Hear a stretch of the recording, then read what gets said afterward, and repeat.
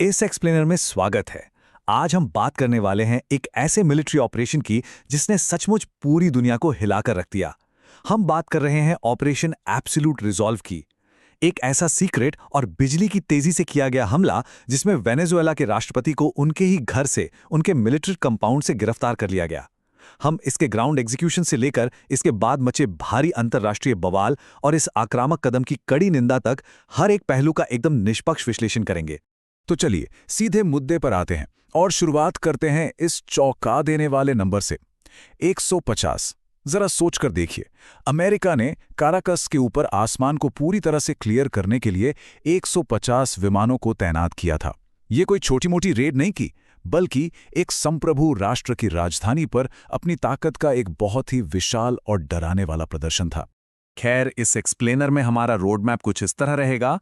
हम operation absolute resolve की शुरुआत देखेंगे, 2020 के जिडियोन प्रयास पर नजर डालेंगे, इसके टैक्टिकल एग्जीक्यूशन, निकोलस मादुरो की गिरफ्तारी, अमेरिका के स्पष्टीकरण और अंत में इसके भारी अंतर्राष्ट्रीय और कानूनी परिणामों को डिकोड करेंगे। आइए सबसे पहले हिस्से की तरफ बढ़ते हैं और देखते हैं कि ये पूरा ऑपरेशन शुरू कैसे हुआ। ये बात है 3 जनवरी 2026 की। रात का घना अंधेरा था और ऑपरेशन एब्सोल्यूट रिजॉल्व एक्शन में आ चुका था।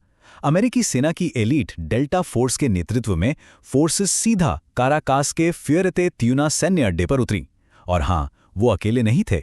उन्हें जमीन पर मौजूद CIA एजेंट से बिल्कुल सटीक खुफिया जानकारी मिल रही थी और आसमान से 168 स्पेशल ऑपरेशंस एविएशन रेजिमेंट उन्हें कवर दे रही थी। ये सब बिल्कुल एक हॉलीवुड थ्रिलर की तरह था। लेकिन इस 2026 के ऑपरेशन का स्केल कितना बड़ा था, इसे समझने के लिए हमें थोड़ा पीछे यानी 2020 में जाना होगा। इन दोनों घटनाओं में ना जमीन आसमान का अंतर है। 2020 का ऑपरेशन गिडियन, जिसे कुछ लोग मजाक में बे ऑफ पिगलेट्स भी कहते हैं, वो सिल्वर कॉर्प नाम की एक प्राइवेट कंपनी के भाड़े के सैनिकों का एक बहुत ही खराब और नाकाम प्रयास था, जिसे वहां के स्थानीय मछुआरों ने ही पकड़कर फेल कर दिया था। इसके बिल्कुल उलट 2026 का ऑपरेशन पूरी तरह से अमेरिकी सरकार द्वारा समर्थित स्टेल्थ ड्रोन और 150 विमानों से लैस एक भारी भरकम और बेहद समन्वित सैन्य अभियान था। अब वापस आते हैं जनवरी 2026 के उस दिन पर। यहाँ सबसे बड़ा सवाल ये है कि अमेरिकी सेना इतनी भारी सुरक्षा वाले संप्रभु हवाई क्षेत्र में घुसी कैसे? इसका जवाब है महीनों की गहरी प्लानिंग। CIA ने महीनों तक निगरानी करके एक पूरा पैटर्न ऑफ लाइफ तैयार कर लिया था। मतलब टारगेट की हर छोटी बड़ी हरकत, यहां तक कि वो डिनर में क्या खा रहे हैं, सब कुछ पता था।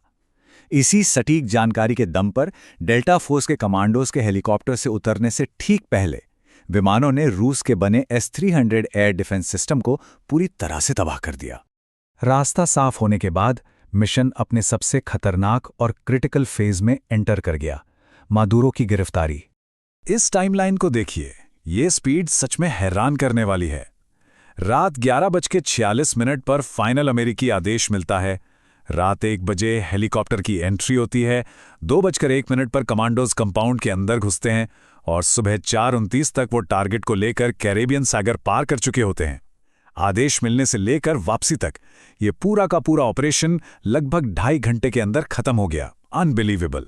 फुएर्तेट्यूनारा प्रेसिडेंशियल कंपाउंड की दीवारों को तेजी से भेदने के बाद निकोलस मदुरो और उनकी पत्नी सीरिया फ्लोरेस को उनके ही घर से उठा लिया गया। और कमाल की बात यह है कि इस पूरे एक्सट्रैक्शन में अमेरिका का एक भी सैनिक नहीं मारा गया। उन्हें पहले एक अमेरिकी युद्धपोत पर ले जाया गया और फिर वो सीधे न्यूयॉर्क की एक संघीय अदालत में ग्रे रंग के स्वेटसूट पहने हुए नजर आए। अब जाहिरा तौर पर किसी दूसरे देश के राष्ट्रपति को इस तरह से पकड़ने के बाद पूरी दुनिया में बवाल मचना ही था। तो अमेरिका ने इसे जस्टिफाई कैसे किया?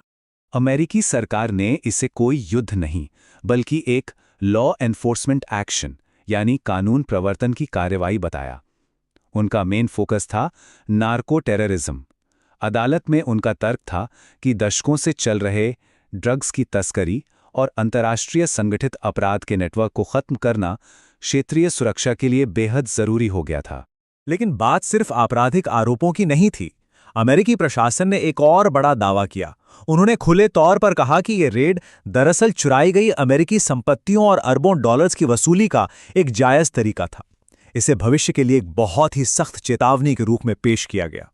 लेकिन अमेरिका की इन दलीलों के बावजूद एक विदेशी सेना द्वारा संप्रभु राष्ट्र के प्रमुख को इस तरह आक्रामक ढंग से हटाने पर जो अंतर्राष्ट्रीय प्रतिक्रिया हुई, वो बेहद तीखी और कड़ी निंदा से भरी हुई थी।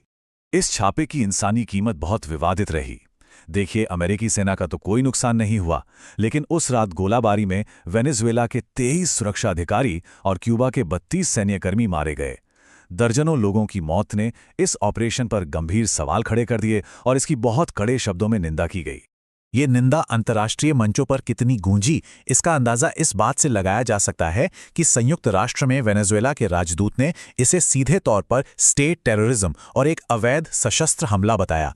और सबसे बड़ी बात, ब्राजील, रूस और चीन जैसे देशों ने भी यूएन चार्टर के इस खुले उल्लंघन के खिलाफ वेनेजुएला का कड़ा समर्थन किया। अगर हम ग्लोबल रिएक्शन को देखें तो माहौल बहुत गर्म था। संयुक्त राष्ट्र के विशेषज्ञों ने इस आक्रामक कदम की कड़ी निंदा की। वेनेजुएला की अंतरिम राष्ट्रपति ने तो इसे साफ साफ अपहरण करार दिया। लैटिन अमेरिका बुरी तरह बटा हुआ दिखा और संप्रभुता के इस भयानक उल्लंघन के खिलाफ अमेरिका से लेकर कोलंबिया तक सड़कों पर भारी विरोध प्रदर्शन भड़क उठे।